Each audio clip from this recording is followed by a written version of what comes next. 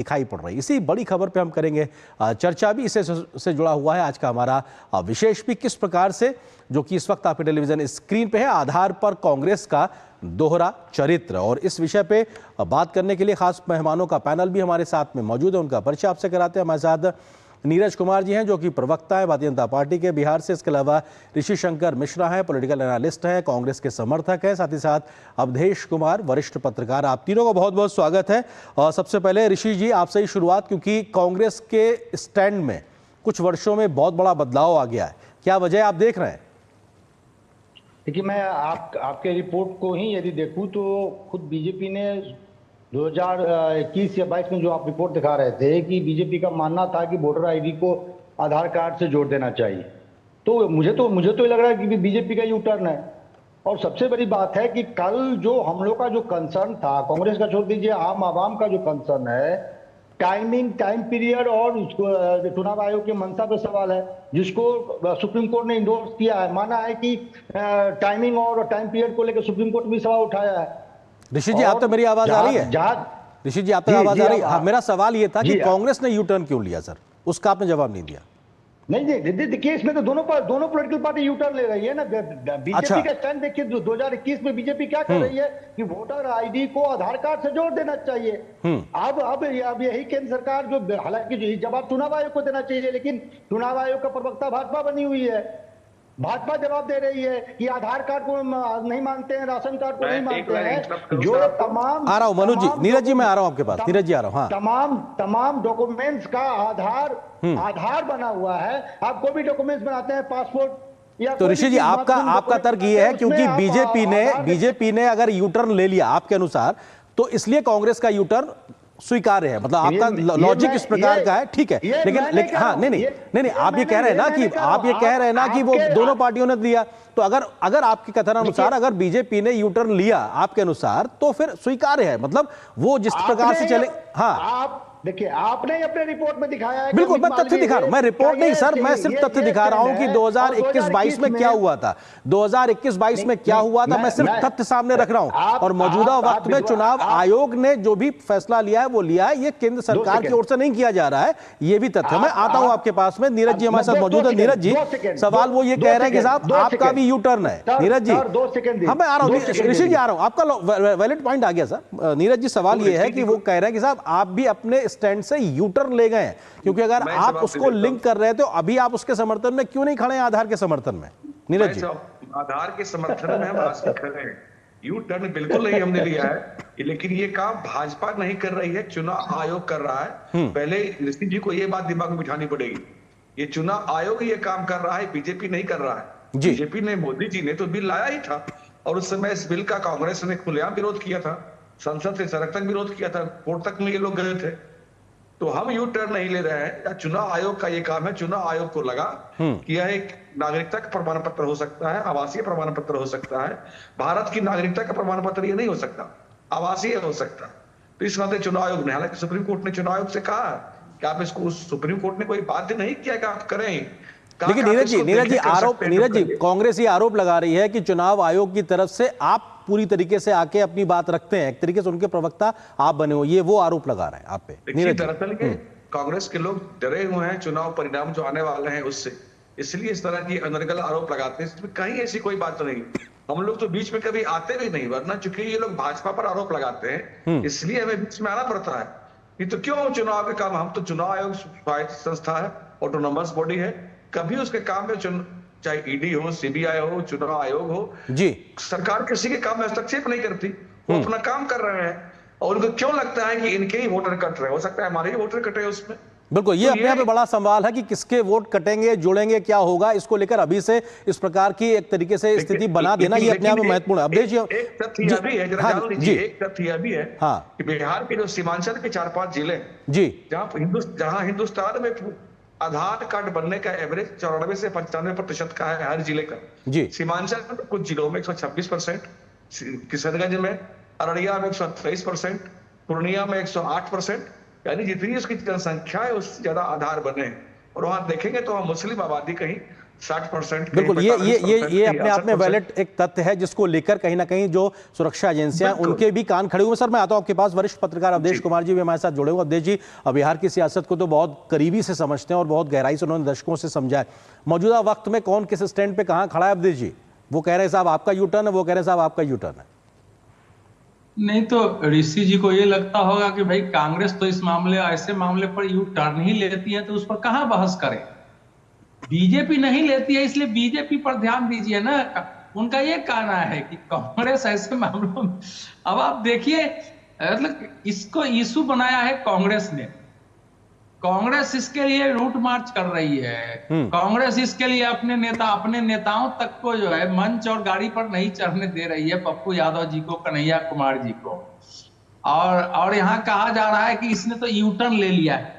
असल में क्या है कि राहुल गांधी जी के नेतृत्व वाली जो कांग्रेस है ना, वो इस समय एक अजीब, जो पुरानी लेफ्टिस्ट होते थे जो एकदम खूनी क्रांति करो, लोगों को विद्रोह के लिए उकसाओ, उथल पुथल पैदा करो, सत्ता पर कब्जा करो और फिर राज्य की सारी शक्ति पर कब्जा करके फिर कुछ काम करो। तो राहुल गांधी जी लोकतंत्र में बिना हिंसा के उसी प्रकार से हर दृष्टि से जो है ये दुष्प्रचार करो और सबके अंदर एक भाव पैदा करो कि चुनाव आयोग, सुप्रीम कोर्ट, सीबीआई, ईडी, जितनी संस्थाएं हैं सब इस समय सत्ता की मुखापेक्षी है। इस सत्ता पर पूंजीपतियों और कुछ स्वार्थियों का कब्जा है, जिसमें आपके वोटाधिकार भी छीने जा रहे हैं। उनके जो वोटर है वही वोट डालने जाएंगे, तो इसलिए दुष्प्रचार है, इसमें कोई स्टैंड ही नहीं है। चुनाव आयोग का अपना, चुनाव आयोग ने तय किया। अभी अगर 1 अगस्त को जो प्रारूप आने वाला है, 1 अगस्त को प्रारूप पहले देखा जाए कितने लोगों का नहीं आता है, फिर उसके बाद 1 महीना तक दावे की है, दावा करिए, वो जांच हो जाए, उसके बाद भी बीच में आप कर सकते हैं, तो दिखाई देगा ना कितने लोग छूटते हैं। अब आज का आंकड़ा जो है अभी तक का जो हम लोगों के पास आया है जी, वो करीब 3.25 लाख से ज्यादा लोग अपना फॉर्म जमा कर चुके हैं। 75% अभी जो आपके पास आंकड़े दिए गए, सुनिए मैं बता रहा हूं, जरा सुन लीजिएगा कि अधिकतम कार्ड 14% का बताया गया कि भाई ये कार्ड 2% लोगों के पास है, ये 14% लोगों के पास है जी। तो अभी अगर 7 करोड़ 88 लाख में से 2 करोड़ 80 लाख दे दिया, मतलब करीब 30% दे दिए, तो इतने कार्ड कहां से आ गए जो कोर्ट में पेश किया गया। कोर्ट का कोई इसमें निर्णय नहीं है, जैसा ये बता रहे हैं। कोर्ट ने कुछ जो बातचीत होती है तो मौखिक कोई बात कह रही है, कोर्ट ने केवल उसमें इतना ही किया है। अगर कोर्ट का कल का अगर आप रिकॉर्ड देखेंगे तो उसमें केवल 3 लाइन लिखा हुआ है, इलेक्शन कमीशन जो है अपना जवाब इस पर दाखिल करे, इलेक्शन कमीशन को नोटिस जारी किया जाए, 28 को इलेक्शन कमीशन आए, बस। इसके अलावा रिकॉर्ड में कुछ नहीं है। बिल्कुल रिकॉर्ड में नहीं, हालांकि सलाह दी है, उन्होंने सलाह दी है कि इसको भी माना जा सकता है। सुनिए, वो रिकॉर्ड में नहीं है ना, रिकॉर्ड में नहीं है, ठीक बात है, ठीक बात। वो मौखिक टिप्पणी के तौर पे है, मौखिक टिप्पणी के तौर पे आप बात सर जी ठीक है। ऋषि जी मैं आपके पास आ रहा हूँ। ऋषि जी सवाल ये है कि बीजेपी, बिल्कुल अवधेश जी आता हूं आपके पास। सवाल ये है ऋषि जी, सवाल ये है कि बीजेपी कह रही है कि साहब देश की सुरक्षा से समझौता करके वोट बैंक की राजनीति कांग्रेस कर रही है, और ऐसे में वो भारत के लोगों के प्रवक्ता ना बन के, जो मूल लोग हैं उनका ना बन के, जो घुसपैठिए हैं, बांग्लादेशी हैं, रोहिंग्या हैं, उनके लिए बैटिंग करते नजर आ रहे हैं, तो ये तो देश विरोधी कदम हुआ आपका। ऋषि देखिए मैं आपके सवालों का जवाब देता हूं, लेकिन अवधेश जी ने जो पप्पू यादव या इन लोगों को लेकर जो कहा जी, तो प्रधानमंत्री नरेंद्र मोदी ने तो योगी आदित्यनाथ जो तत्कालीन जो उत्तर प्रदेश के मुख्यमंत्री है उनको पैदल कर दिया था।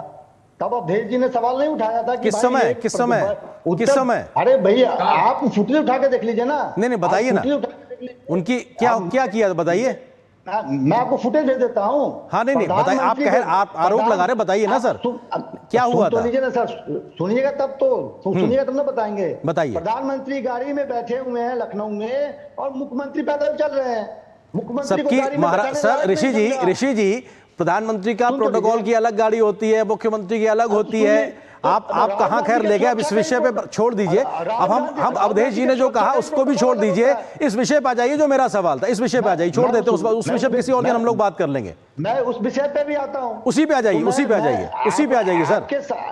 आपके सवाल को यदि मैं ठीक से समझाऊं जी, तो इसका मतलब है कि भारत सरकार 80 करोड़ जिन लोगों को मोटे अनाज आधार के माध्यम से जो देती है, तो ये बांग्लादेशी और पाकिस्तानियों को केंद्र सरकार खिला रही है। ये आयुष्मान योजना का जो फायदा आधार कार्ड से जो सरकार दे रही है, ये बांग्लादेशियों को केंद्र सरकार पाल पोस रही है। इसका जवाब नरेंद्र मोदी सरकार देगी क्या?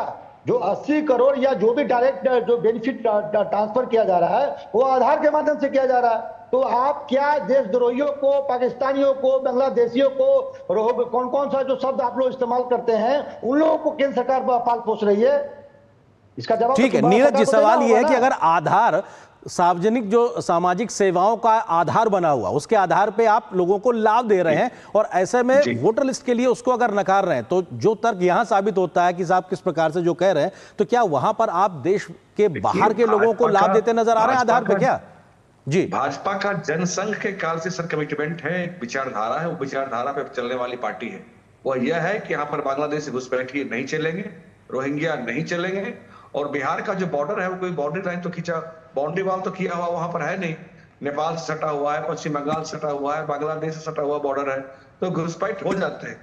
हो सकता है उन त्रुटियों को सरकार अगर दूर कर रही है, भले आज सरकार नहीं दूर कर रही, चुनाव आयोग चूंकि धारा 326 कहता है कि वोट डालने का अधिकार भारतीय नागरिक को ही है, तो चुनाव आयोग अभी इस काम को कर रहा है। इसके बाद उसके लिए हम लोग, मोदी सरकार निश्चित रूप से इस काम में लगी हुई है कि कितने घुसपैठी उनको पहचान करके हम लोग वापस कर रहे हैं, डिपोर्ट कर रहे हैं, घुसपैठी रोज पकड़ा रहे हैं, कहीं अगर वो नाजायज फायदा ले रहे उनके फायदे को बंद किया जा रहा है, ये सब भी हुआ है। उनको लगातार पकड़ा जा रहा है, उनको वापस भेजा जा रहा है, और ये बड़ी लार्ज संख्या में, बहुत बड़ी तादाद पर भी ये देखने को आने वाले समय में मिलेगा कि जो घुसपैठी बाहर में है, जो डेमोग्राफी हिंदुस्तान के 9 राज्यों की डेमोग्राफी खराब कर दिया है इन लोगों ने। जी तो नीरज जी, बिल्कुल उसको दुरुस्त किया जाएगा। नीरज जी सवाल, कहीं कोई संशय। नीरज जी सवाल यह भी है कि कांग्रेस के बड़े नेता राहुल गांधी, मल्लिकार्जुन खड़गे आज बयान देते हैं कि साहब आपने महाराष्ट्र में चुनाव आयोग के साथ मिलकर वोटों की चोरी कर ली और आप बिहार में भी ऐसा करने जा रहे हैं। वो आप लोगों पे आरोप लगा रहे हैं इस प्रकार का। नीरज जी देखिए, जहां वो जीतते हैं वहां इस तरह का आरोप नहीं लगाते, वहां चुनाव आयोग सही काम करता है, और जहां हार जाते हैं, इसीलिए जो जम्मू कश्मीर के जो मुख्यमंत्री हो उमर अब्दुल्ला, उन्होंने कहा था राहुल गांधी से कि आप लोग जब हारते हैं तो तरह तरह के ड्रामे करते हैं, नाटक करते हैं, ये करना बंद कर दीजिए, ईमानदारी से मेहनत करिए तो आप चुनाव जीतेंगे। तो इनको अपनी कमी नहीं दिखाई देती, ये बस अपना फेस बचाने के लिए इस तरह की अनर्गल बयानबाजी करते हैं।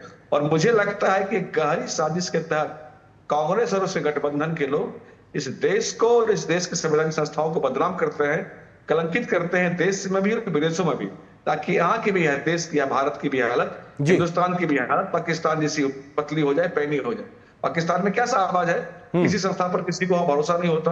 तो कांग्रेस के लोग वही स्थिति हिंदुस्तान में पैदा करना चाहते हैं, लेकिन यहाँ की जनता ने मन बना लिया है, उनको समझ चुकी है, उनके झांसे में बिल्कुल नहीं आने वाली है। ठीक है अवधेश जी सवाल ये है, सबका विकास ठीक है अवधेश जी सवाल ये है कि अगर राष्ट्रीय सुरक्षा का मसला है, भारतीय नागरिक ही वोट दे सकते हैं और ऐसे में संविधान संबद्ध प्रक्रिया चल रही है, तो क्या ये किस प्रकार से सुरक्षा के दृष्टिकोण से भी जरूरी है? क्योंकि सीमांचल के इलाके को लेकर जिस प्रकार के आंकड़े आते हैं, कैसे आधार कार्ड बनने की संख्या में तेजी से इजाफा हुआ है, वहां पे एक धर्म विशेष के लोगों की जनसंख्या बढ़ती दिखाई पड़ रही है, क्या अपने आप में उस पर क्या वोट बैंक की सियासत भारी पड़ती दिखाई पड़ रही है? अवधेश जी नहीं, वोट बैंक की सियासत भारी पड़ती नहीं दिखाई दे रही। इस समय जो मुस्लिम वोटों के लिए मारामारी है और कांग्रेस की ओर मुस्लिम वोट लौटा है देश भर में, तो कांग्रेस इस समय लंबे समय से केंद्र की सत्ता से बाहर रहने के कारण वो बिल्कुल, क्योंकि इस देश में देखा गया है, देखिए पहलगाम के आतंकवादी हमले के बाद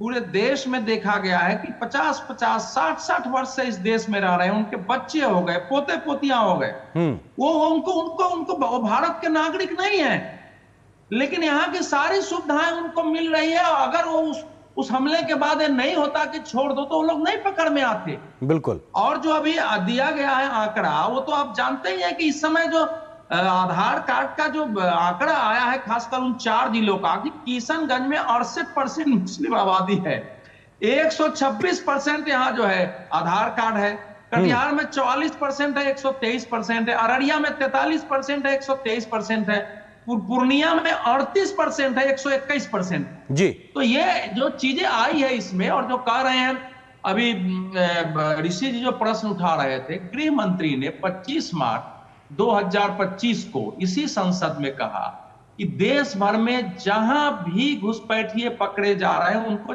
24 परगना का आधार कार्ड मिलता है। अगर पश्चिम बंगाल आधार कार्ड और वोटर आई कार्ड बनाना छोड़ दे तो घुसपैठिए सारे पकड़े जाएंगे। और ऑन रिकॉर्ड पार्लियामेंट में बयान है और किसी तृणमूल कांग्रेस के नेता ने इसका खंडन नहीं किया। उन्होंने बताया कि 450 किलोमीटर फेंस लगाना है, उसके लिए बंगाल की सरकार जमीन नहीं दे रही है जी। और जब जमीन के कोई बात जब घुसपैठिए के विरुद्ध बीएसएफ जाते हैं तो वह तृणमूल को लेकर नारा लगाते हुए पहुंच जाते हैं। अब बिहार में आप लौटिए, देखिए ऐसा है कि इसमें कई आरोप लगाए गए। संक्षेप में गांव गांव में लोग जा रहे हैं इस समय। एक तो पहली बात यह है कि ये जो 2003 तक जिनका नाम है उनको तो इसमें कोई समस्या है नहीं, बिल्कुल। 4 करोड़ 96 लाख तो ऐसे ही हट गए। 2 करोड़ 93 लाख बचते हैं। तो जिनके माता पिता का उसमें नाम है वो अपने माता पिता को बता दे कि हमारे माता पिता हुए, वो ऐसे ही निकल जाते हैं बाकी लोगों को। लेकिन हमारे देश में सिटीजनशिप अमेंडमेंट एक्ट के समय से ये कागज नहीं दिखाएंगे का एक आंदोलन चला। बिल्कुल, और शायद वही सियासी, बिल्कुल एक वो सियासी तरीके से कागज नहीं दिखाने वाले कौन लोग थे। बिल्कुल, वो सियासत कई दलों को मुफीद भी नजर आती है राष्ट्रीय सुरक्षा पे। अवधेश जी माफी के साथ, क्योंकि वक्त हो गया। बहुत बहुत शुक्रिया तीनों मेहमानों का जुड़ने के लिए, हमारे साथ इस विषय पे विस्तार से बात करने के लिए बहुत शुक्रिया तीनों का। और यहां पर एक छोटे से ब्रेक के लिए